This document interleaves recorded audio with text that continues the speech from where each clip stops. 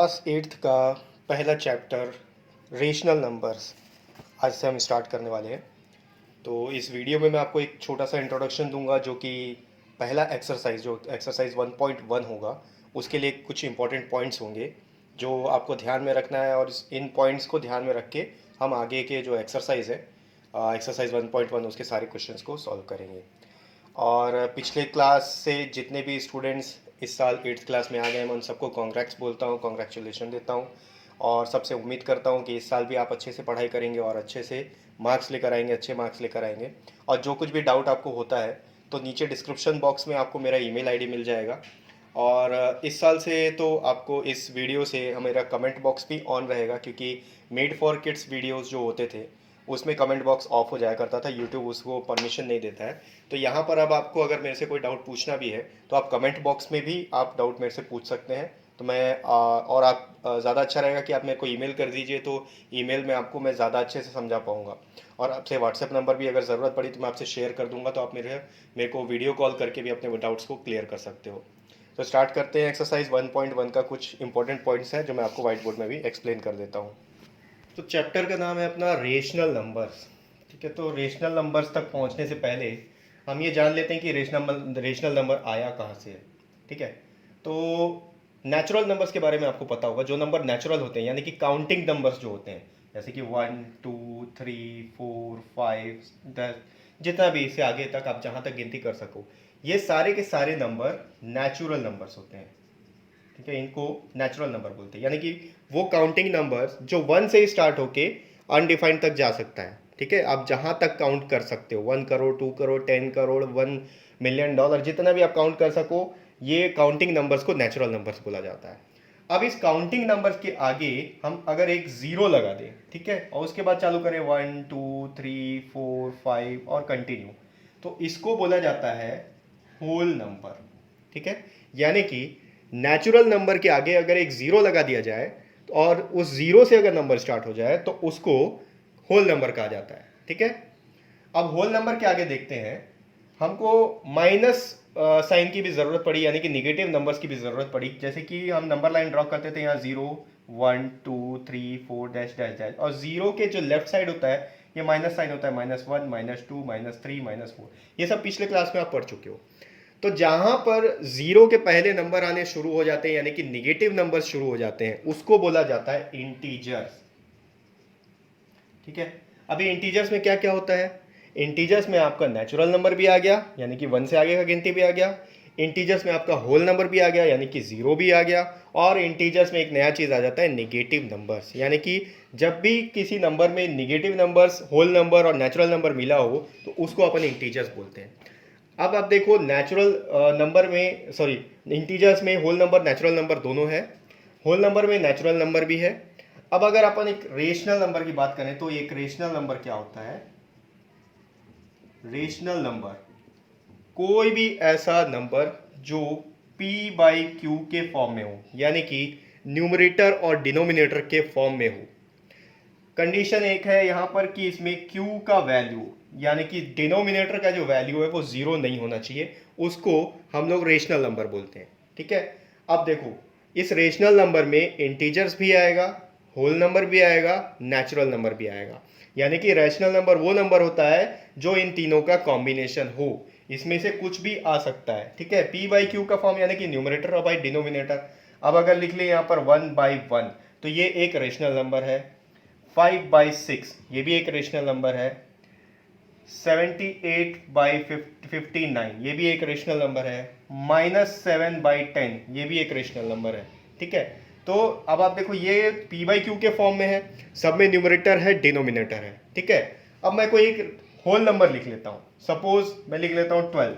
क्या 12 एक rational number है? बिल्कुल 12 एक रेशनल नंबर है, क्योंकि इसको रेशनल नंबर आपको ऐसे नहीं दिख रहा, आप इसको बना सकते हो, क्योंकि किसी भी नंबर के नीचे अगर हम 1 लिख देते हैं डिनोमिनेटर में तो इस नंबर में कोई फर्क नहीं पड़ने वाला। 12 को अगर 1 से डिवाइड करेंगे तो आंसर 12 ही आएगा। लेकिन अब यहाँ पर आप देखोगे तो क्या चेंज आ गया, p बाई क्यू के फॉर्म में आ गया, q इसका जीरो के इक्वल नहीं है। अब मैं आपको ये बताता हूँ q जीरो के इक्वल क्यों नहीं होना चाहिए, क्योंकि जीरो एक ऐसा नंबर है जिसके साथ अगर किसी को भी डिवाइड किया जाए तो उसका आंसर ND होता है, यानी कि नॉट डिफाइंड। अब ये कैसे होता है? मैं आपको अपने तरीके से समझा रहा हूं, आप इसको ध्यान देना। सपोज 5/0 है, तो 5 तो हमको मालूम है होल नंबर है, ठीक है, या नेचुरल नंबर भी बोल लो। लेकिन जो जीरो है, ठीक है, जीरो एक होल नंबर जरूर है, लेकिन zero divide P Q Q के प्लेस में, पी बाई क्यू के फॉर्म में रेशनल नंबर होता है, क्यू के प्लेस में जीरो नहीं आना चाहिए। अगर हम पी बाई क्यू के फॉर्म में क्यू को जीरो लेते हैं तो क्या होगा, आप अगर जीरो से 5 को डिवाइड करने के लिए जाओगे तो जीरो वन जा तो जीरो ही होता है, यहां पर आ गया जीरो, ठीक है, आप माइनस किए तो 5 अगेन फिर से 5 आ गया। जीरो टू जार लोगे तो भी जीरो ही होगा, जीरो टू जार जीरो, माइनस करोगे फिर से 5 आ जाएगा। अगर 3 से डिवाइड करते हो, जीरो थ्री जार जीरो, फिर से जीरो आ गया, 5 आ गया। यानी कि आप इसको कितना भी बढ़ाते चले जाओ, ठीक है, ये नॉट डिफाइंड है, अनडिफाइंड, नॉट डिफाइंड यानी कि कंटिन्यू ये नंबर चलता ही जाएगा, पूरे यूनिवर्स तक का चला जाएगा, लेकिन ये कभी डिवाइड नहीं होगा, इसीलिए इसको नॉट डिफाइंड कहा जाता है, ठीक है। इसको डिफाइन नहीं कर सकते आप। नेचुरल नंबर को आप डिफाइन कर सकते हो, 1 से लेकर जितने भी नंबर आएंगे वो नेचुरल नंबर है। होल नंबर आप डिफाइन कर सकते हो कि नेचुरल नंबर के आगे अगर एक जीरो लगा दिया जाए तो जीरो से लेकर जितने भी नंबर आगे आएंगे वो होल नंबर होंगे। इंटीजर्स को आप डिफाइन कर सकते हो कि नेचुरल नंबर और होल नंबर के साथ अगर निगेटिव नंबर्स आ जाए तो वो इंटीजर्स कहलाता है। रेशनल नंबर को आप डिफाइन कर सकते हो कि p बाई क्यू के फॉर्म में कोई भी नंबर अगर आ जाए जिसमें q का वैल्यू जीरो नहीं है तो वो रेशनल नंबर हो सकता है। लेकिन जीरो से अगर किसी भी चीज को किसी भी नंबर को अगर जीरो से डिवाइड किया जाए तो उसका कोई लिमिट ही नहीं होगा कि कहां तक नंबर जाएगा, ठीक है, उसको डिफाइन नहीं किया जा सकता। आप कितने बार भी डिवाइड करते जाओ, यहां पर रिमाइंडर आपका 5 ही बचता रहेगा, ठीक है, 3 जार 4 जार 5 जार 6 जार आपका रिमाइंडर 5 ही बचता रहेगा। इसलिए इसको साइंटिस्ट कभी भी 5/0 या किसी भी रेशनल नंबर में अगर क्यू जीरो होता है तो उसको नॉट डिफाइंड बोल देते हैं, ठीक है। तो अब आगे बढ़ते हैं। रेशनल नंबर आपको समझ में आ गया क्या होता है, जी हमारे चैप्टर का नाम भी है। इंपॉर्टेंट ये था कि रेशनल नंबर क्या होता है ये आपको समझना था। अब रेशनल नंबर के कुछ प्रॉपर्टीज देखते हैं अपन, वो प्रॉपर्टीज जो हमको एक्सरसाइज में काम आने वाला है। तो प्रॉपर्टीज में अपन स्टार्ट करते हैं। सबसे पहले देखते हैं क्लोजर प्रॉपर्टीज, ठीक है, क्लोजर प्रॉपर्टीज। रेशनल नंबर का एक प्रॉपर्टी होता है क्लोजर प्रॉपर्टी। ये क्लोजर प्रॉपर्टी क्या बोलता है, अब देखो क्लोजर इस वर्ड से आपको समझ में आ रहा होगा क्लोज, ठीक है। मैं इसमें ज्यादा डीपली नहीं समझाऊंगा, आपको ज्यादा डीप जाएंगे तो वीडियो भी लंबा हो जाएगा, आपको बोर लगने लगेगा, हो सकता है कि आपको अच्छे से समझ में भी ना आए। तो क्लोज, क्लोज का मतलब क्या है, बंद, ठीक है। अब अभी देख लिए थे कि नेचुरल नंबर में 1 से लेकर सारे काउंटिंग आते हैं, ठीक है, जितने भी काउंटिंग नंबर्स हैं 1 से लेकर। लेकिन अगर इसमें कोई जीरो, इस डब्बे में सपोज नेचुरल नंबर है, इसमें अगर कोई जीरो डालने की कोशिश करेगा तो ये क्या करेगा, भाई जीरो तू मेरा नहीं है, तू आगे बढ़ जा, बोलेगा ये जाएगा होल नंबर के पास में, ठीक है। अब होल नंबर में ये जीरो अपने आप को प्लेस कर सकता है, क्यों, क्योंकि होल नंबर तो जीरो से ही स्टार्ट होता है, नेचुरल नंबर में जीरो नहीं था, तो ये नेचुरल नंबर अपने आप को क्या किया, क्लोज कर लिया, ठीक है। काउंटिंग 1 से लेकर जितने भी नंबर काउंट हो रहे हैं वहां तक नेचुरल नंबर है, लेकिन अगर इसमें जीरो आने की कोशिश करेगा तो यह डब्बा बॉक्स अपने आप को बंद कर लेगा, क्योंकि जीरो नेचुरल नंबर नहीं है। अब उसी तरीके से होल नंबर में जीरो से लेकर आगे तक जितने भी नंबर्स हैं वो आ सकते हैं। लेकिन अगर कोई बोलेगा नहीं मेरे को -5 लिखना है तो वो होल नंबर में आ सकता है क्या, नहीं, तो क्या करेगा, ये होल नंबर वाला बॉक्स अपने आप को बंद कर लेगा, क्लोज कर लेगा, और ये जो -5 है ये चला जाएगा इंटीजर्स में, ठीक है। अब इंटीजर्स के बाद क्या आता है हमारे पास, रेशनल नंबर, जिसमें हम सबको ले सकते हैं। तो यहां पर आप देखो क्लोज का मतलब समझ में आ गया आपको कि जीरो अगर आएगा तो नेचुरल नंबर में नहीं जा सकता, ठीक है, इन नेगेटिव नंबर्स आएगा तो होल नंबर में नहीं जा सकता, और अगर यहाँ पर कोई नंबर अगर p बाई क्यू के फॉर्म में आना चाहे तो यहाँ नहीं आ सकता, वो रेशनल नंबर में जाएगा। तो क्लोज का मतलब अभी आपको समझ में आ गया। अब इसका काम कैसे आएगा, यहाँ पर देखो, जब भी आप दो नेचुरल नंबर्स को ऐड करोगे तो एक नेचुरल नंबर ही आएगा, उसका जो आंसर होगा। तो क्लोजर प्रॉपर्टी ये बोलता है, वो क्लोज कर देता है अपने आप को कि अगर आप नेचुरल नंबर को ऐड कर रहे हो तो आंसर नेचुरल नंबर ही होना चाहिए, ठीक है। तो हमको यहाँ पर नेचुरल नंबर, होल नंबर और इंटीजर्स के बारे में नहीं पढ़ना है, हमको पढ़ना है रेशनल नंबर के बारे में, ठीक है। ये जो मैं आपको बेस बता दिया हूं ये इन सब पे लागू होता है, ठीक है। तो यहां पर क्लोजर प्रॉपर्टीज क्या बोलता है, जब कभी भी आप दो रेशनल नंबर्स को ऐड करोगे तो उसका आंसर एक रेशनल नंबर ही आएगा। सपोज 5/6 प्लस 8/6 है तो 8 + 5 13/6 आंसर आएगा, जो कि एक रेशनल नंबर है। याद रखना क्लोजर प्रॉपर्टी पढ़ रहे हैं, ठीक है। क्लोजर प्रॉपर्टी बोलता है कि जब भी आप दो रेशनल नंबर को ऐड करोगे तो जो आंसर आएगा वो एक रेशनल नंबर होगा। उसी तरीके से अगर आप दो रैशनल नंबर को सब्सट्रैक्ट करोगे तो उसका आंसर भी एक रेशनल नंबर ही आएगा। अब आप देखो जीरो तो रेशनल नंबर नहीं है, क्यों नहीं है? क्योंकि यहाँ सिर्फ जीरो लिखा हुआ है, अगर इसको 0/1 कर देंगे तो ये रेशनल नंबर बन जाएगा। याद रखो डिनोमिनेटर में जीरो नहीं हो सकता, p/q के फॉर्म में q जीरो नहीं हो सकता, ठीक है, लेकिन p जो है वो जीरो हो सकता है, ठीक है, p जीरो हो सकता है क्योंकि 1 से अगर जीरो को डिवाइड किया जाए तो आंसर जीरो मिल जाएगा अपन को, लेकिन 5 को अगर जीरो से डिवाइड करेंगे या 1 को जीरो से डिवाइड करेंगे तो नहीं मिलेगा आंसर, ठीक है, जीरो को 1 से डिवाइड करेंगे तो आंसर मिल जाएगा। तो क्लोजर प्रॉपर्टी ये बोलता है कि एडिशन में और सब्सट्रैक्शन में दोनों जगह अगर दो नेचुरल नंबर्स को ऐड किया जाए तो हर तरीके से दो रेशनल नंबर को ऐड किया जाए तो आंसर रेशनल नंबर ही आएगा। अब मल्टीप्लीकेशन देख लेते हैं, 6/5 इंटू 5/6, ठीक है, मल्टीप्लाई कर देते हैं, 5 6 30 डिवाइडेड बाई 5 6 30, ये 30 30 तो कैंसिल हो गया, आ गया 1/1, तो 1/1 भी एक रेशनल नंबर है। यानी कि क्लोजर प्रॉपर्टी ये बोलता है कि रेशनल नंबर का अगर मल्टीप्लिकेशन भी किया जाए, दो रेशनल नंबर का मल्टीप्लिकेशन किया जाए तो आंसर आपको रेशनल नंबर ही मिलेगा। तो ये एडिशन सब्सट्रैक्शन मल्टीप्लिकेशन तो अपन देख लिए। अब डिवीजन में क्या होता है? डिवीजन में अगर आप देखोगे तो 5 एक रेशनल नंबर है, मैं बता चुका हूं, 5/1 आप लिख सकते हो, ठीक है, 5/1 सपोज डिवाइडेड बाय 0 कर दिया जाए, ठीक है, या 0/1 कर दिया जाए तो अब क्या होगा, अपन सॉल्व करके देखते हैं। 5 तो 5 ही रहेगा, डिवाइडेड बाई 0, 0/1 किसी जीरो को किसी के साथ भी डिवाइड करो तो आंसर 0 ही आता है। 5 डिवाइडेड बाई 0, अगर इसको लिखना हो तो लिखेंगे 5/0, ठीक है, तो 5/0, यहाँ देखो q जो है वो 0 के इक्वल नहीं हो सकता, यहाँ पर q 0 के इक्वल आ गया, तो इसका मतलब क्या हुआ, क्लोजर प्रॉपर्टी ये बोलता है कि कभी भी दो रेशनल नंबर को अगर अपन ऐड करेंगे तो रेशनल नंबर मिल जाएगा, दो रेशनल नंबर को अगर अपन सब्सट्रैक्शन करेंगे तो भी रेशनल नंबर मिल जाएगा, दो रेशनल नंबर का अगर मल्टीप्लिकेशन हुआ तो भी आंसर रेशनल नंबर आएगा, लेकिन अगर दो रेशनल नंबर का डिवीजन हुआ तो ये जरूरी नहीं है कि रेशनल नंबर ही आएगा, ठीक है, वो ये बोल रहा है कि ये जरूरी नहीं है कि रेशनल नंबर ही आएगा, रेशनल नंबर भी आ सकता है, क्यों, 5/6 इंटू 6/5 करेंगे तो ये 6 ये 6 5 5 कैंसिल हो गया, 1/1 ये एक रेशनल नंबर है, लेकिन अगर q के जगह में 0 आ जाता है तो वो रेशनल नंबर नहीं होगा। तो क्लोजर प्रॉपर्टी तीन चीज बोलता है, एडिशन सब्सट्रैक्शन और मल्टीप्लिकेशन में जब रेशनल नंबर रहेंगे तो उसका आंसर भी रेशनल नंबर आएगा। तो ये हो गया इसका पहला प्रॉपर्टीज। अच्छा, प्रॉपर्टीज का मतलब क्या होता है ये मैं आपको क्लियर कर देता हूँ,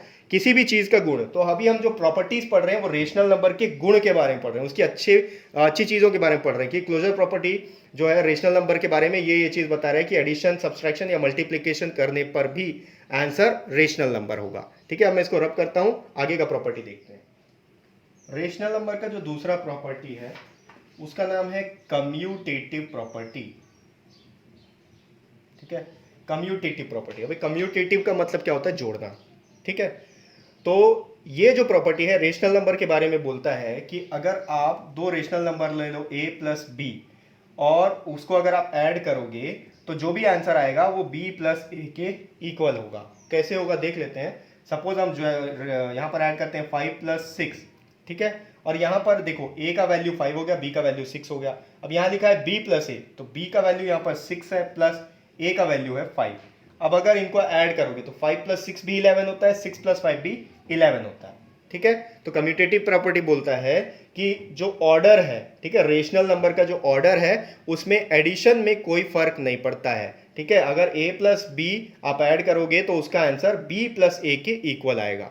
इसी तरीके से कम्यूटेटिव प्रॉपर्टी ये बोलता है कि अगर a इंटू बी करोगे तो उसका आंसर b इंटू a के इक्वल होगा, ठीक है। तो कम्यूटेटिव प्रॉपर्टी दो चीज बताता है, एडिशन और मल्टीप्लिकेशन के बारे में, कि अगर जो ऑर्डर है आप ऑर्डर अगर चेंज भी कर दोगे एडिशन और मल्टीप्लिकेशन में तो आंसर सेम आएगा। यहां पर भी करके देखते हैं, 3 × 5 और यहां पर करते हैं 5 × 3, तो दोनों का आंसर तो 15 ही आएगा।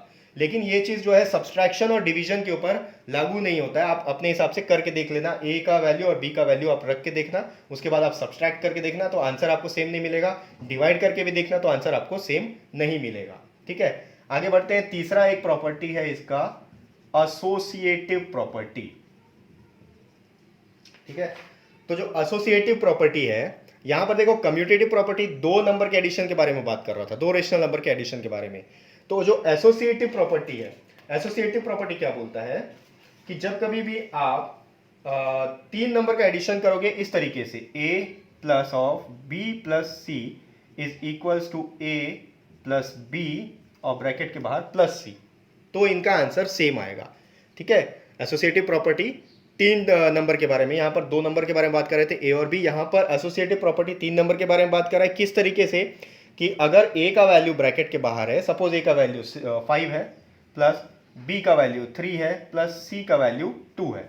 ठीक है, अब इनका ऑर्डर चेंज कर देते हैं। कैसे चेंज करेंगे, अभी b प्लस सी जो है ब्रैकेट में था, अब a प्लस बी को ब्रैकेट में ला लेते हैं। तो a का वैल्यू 5 है प्लस b का वैल्यू 3 है प्लस ब्रैकेट के बाद c है, c का वैल्यू 2 है। अब इन दोनों को अगर आप ऐड करोगे तो LHS इक्वल टू RHS आ जाएगा। देखो 5 प्लस 3 प्लस 2 हो गया 5 इज इक्वल टू ये 5 प्लस 3 हो गया 8 प्लस 2 10 इज इक्वल टू 10। तो एसोसिएटिव प्रॉपर्टी क्या बोलता है, एडिशन के टाइम पे रेशनल नंबर्स अगर इस ऑर्डर में है तो दोनों का आंसर सेम आ जाएगा। यानी कि इस ऑर्डर को आप इस फॉर्म में भी लिख सकते हो सिर्फ एडिशन में, लेकिन ये सब्सट्रैक्शन में काम नहीं करता है। मल्टीप्लीकेशन में ये चीज काम करता है। अगर आप लिखोगे a into B into C is equal to a into b bracket के बाहर c, तो एसोसिएटिव प्रॉपर्टी क्या बोलता है, a plus B plus C is equal to A plus B plus C. उसी तरीके से a into B plus C into B into C is equals to A into B into C. लेकिन ये चीज़ division में और subtraction में काम नहीं करता है। तो एसोसिएटिव प्रॉपर्टी 2 चीज़ के बारे में बताता है, एडिशन और मल्टीप्लिकेशन। ठीक है, कम्यूटेटिव प्रॉपर्टी भी 2 चीज़ के बारे में बता रहा था, एडिशन और मल्टीप्लिकेशन। फर्क दोनों में क्या है, यहाँ पर 2 नंबर के बारे में बात हो रहा था और यहाँ पर 3 नंबर के बारे में। अब एक चौथा प्रॉपर्टी है जो इसका लास्ट प्रॉपर्टी है, उसके बारे में भी अपन देख लेते हैं। जो चौथा प्रॉपर्टी है वो है डिस्ट्रीब्यूटिव प्रॉपर्टी। ठीक है, तो रेशनल नंबर का ये जो डिस्ट्रीब्यूटिव प्रॉपर्टी है, इसके गुण है, इसका क्या गुण है, ये बोलता है कि a into B plus C is equals to A B plus A C. ठीक है, यहां पर सिर्फ कुछ नहीं कर रहा है, ब्रैकेट को ओपन कर दे रहा है। डिस्ट्रीब्यूटिव प्रॉपर्टी क्या करता है, ब्रैकेट के बाहर जो भी नंबर होगा उसको अंदर वाले नंबर्स के साथ डिस्ट्रीब्यूट कर देता है। ए का मल्टीप्लिकेशन बी से भी हो जाएगा, ए का मल्टीप्लिकेशन सी से भी हो जाएगा। वैसे ही अगर यहाँ पर माइनस का साइन रहेगा, ए इंटू बी माइनस सी, तो भी ए का मल्टीप्लिकेशन बी से हो जाएगा और माइनस ए का मल्टीप्लिकेशन सी से हो जाएगा। अब इसका मतलब क्या है, इसका मतलब ये है कि आप इस तरीके से लिखो या इस तरीके से लिखो, आंसर सेम आएगा। करके देख लेते हैं। सपोज ए का वैल्यू 5 है, बी का वैल्यू 6 है और सी का वैल्यू 2 है। ठीक, पुट करके देखते हैं पहले इसमें। ए का वैल्यू 5 है इंटू बी का वैल्यू 6 है प्लस सी का वैल्यू 2 है इज इक्वल्स टू, यहाँ पर पुट करते हैं, ए का वैल्यू 5 है इंटू बी का वैल्यू 6 है प्लस ए का वैल्यू 5 है इंटू सी का वैल्यू 2 है। ठीक है, सॉल्व करते हैं। LHS इक्वल्स टू RHS आना चाहिए इस प्रॉपर्टी के हिसाब से। तो यहाँ देखते हैं 5 इंटू 6 प्लस 2 हो गया 8 इज इक्वल्स टू 5 6 हो गया 30 प्लस 5 2 हो गया 10, 5 8 40 और 30 प्लस 10 आ गया 40। ठीक है, तो क्या बोला, डिस्ट्रीब्यूटिव प्रॉपर्टी ये बोलता है कि नंबर्स को, रेशनल नंबर्स को आप चाहे इस फॉर्म में लिखो या इस फॉर्म में लिखो, दोनों का मतलब एक ही है, दोनों का आंसर सेम आता है। ठीक है, डिस्ट्रीब्यूटिव प्रॉपर्टी को आपको याद रखना है कि ये इस तरीके से आप लिख सकते हो। ठीक है, तो यही बस 4 प्रॉपर्टी हैं, चारों प्रॉपर्टी को आपको याद रखना है, closure property, associative property, commutative property और डिस्ट्रीब्यूटिव प्रॉपर्टी। इसके अलावा 2 और चीज़ है जो मैं आपको बता रहा हूँ, उसको आप ध्यान में रखना। ठीक है, अब देखते हैं, किसी भी नंबर को, सपोज 5 को आप 0 के साथ ऐड करो तो आंसर 5 ही आएगा। ठीक है, अब इसका अगर ऑर्डर चेंज कर दिया जाए, 0 को आप 5 के साथ ऐड करोगे तो भी आंसर 5 ही आएगा। ठीक है, तो इस प्रोसेस को हम लोग बोलते हैं एडिटिव आइडेंटिटी। ठीक है, यानी कि 0 के साथ किसी को भी आप किसी भी ऑर्डर में ऐड करोगे तो आंसर उतना ही मिलेगा, लेकिन ये सब्सट्रैक्शन में नहीं होता है। ठीक है, 5 में से आप 0 माइनस करोगे तो 5 आ जाएगा, लेकिन 0 में से 5 आप माइनस करोगे तो -5 आंसर आएगा। ठीक है, तो क्या होता है, जिस नंबर के साथ आप ऐड कर रहे हो 0 को, वही नंबर अगर आंसर में मिल जाए तो उसको एडिटिव आइडेंटिटी बोलते हैं। ये मल्टीप्लिकेशन में भी नहीं हो सकता, ये डिवीजन में भी नहीं हो सकता, ये सिर्फ एडिशन में हो सकता है। इसी तरीके से अगर आप 0 के साथ किसी 1 के साथ किसी नंबर को मल्टीप्लाई कर दो तो आंसर उतना ही आएगा, चाहे इसका ऑर्डर क्यों ना चेंज कर दो। 1 इंटू 6 होता है, और अगर 6 इंटू 1 6 होता है, और 1 इंटू 6 भी 6 होता है। अब अगर 1 के जगह यहाँ कोई दूसरा नंबर लिख दोगे तो आंसर 6 नहीं आएगा। अगर 2 लिखते हैं तो 6 का आंसर 12 हो जाता है, यानी कि जो इसका मेन नंबर है वो चेंज हो जाएगा। ठीक है, तो मल्टीप्लीकेशन में जब अगर ऐसा होता है जिसमें 1 के साथ मल्टीप्लाई किया जाए तो इसको बोलते हैं मल्टीप्लिसिटी आइडेंटिटी। ठीक है, मल्टीप्लिसिटी आइडेंटिटी या मल्टीप्लिसिटी आइडेंटिटी हो गई। इसके बाद में मल्टीप्लिकेटिव, सॉरी मल्टीप्लिसिटी नहीं, आप इसको मल्टीप्लिकेटिव बोल सकते हो, मल्टीप्लिकेटिव आइडेंटिटी। अब इसके बाद एक और चीज है, रेसिप्रोकल क्या होता है। रेसिप्रोकल, सपोज कोई एक नंबर लिखा है 5/1, तो इसका रेसिप्रोकल क्या हो जाएगा 1/5, या सिर्फ अगर 5 भी लिखा हुआ है तो इसका रेसिप्रोकल हो जाएगा 1/5। 8/6, इसका रेसिप्रोकल निकालना हो तो 6/8, यानी कि नंबर को बस उल्टा कर देना है आपको। एक लास्ट चीज मैं आपको बता रहा हूं, उसको ध्यान में रखे रहना, वो चीज आपके बहुत काम आने वाला है। अगर यहां लिखा है -3/5, ठीक है, और बोलता है इसका एडिटिव इनवर्स बताओ, तो एडिटिव इनवर्स में सिर्फ आपका जो साइन है वो चेंज हो जाता है, ये हो जाएगा 3/5। अगर 8/3 लिखा हुआ है तो इसका एडिटिव इनवर्स क्या होगा -8/3, यानी कि एडिटिव इनवर्स में सिर्फ साइन चेंज हो जाता है, प्लस का साइन माइनस में। अब अगर आपको बोलेगा कि 5 को उसके एडिटिव इनवर्स के साथ में मल्टीप्लाई करो तो क्या होगा 5 इंटू -5, ठीक है, 5 को उसके एडिटिव इनवर्स के साथ मल्टीप्लाई करना है, तो 5 इंटू -5 आंसर आएगा -25। इसी तरीके से आपको क्वेश्चन को सॉल्व करना है। ठीक है, तो जितने पॉइंट्स मैं अभी आपको बताया हूं उनको आपको ध्यान में रखना है, और नेक्स्ट वीडियो से अपन एक्सरसाइज स्टार्ट करेंगे, एक्सरसाइज 1.1। तो ये जितने पॉइंट्स अगर आप ध्यान में रखोगे इन सबको, तो एक्सरसाइज आपके लिए बहुत ईजी हो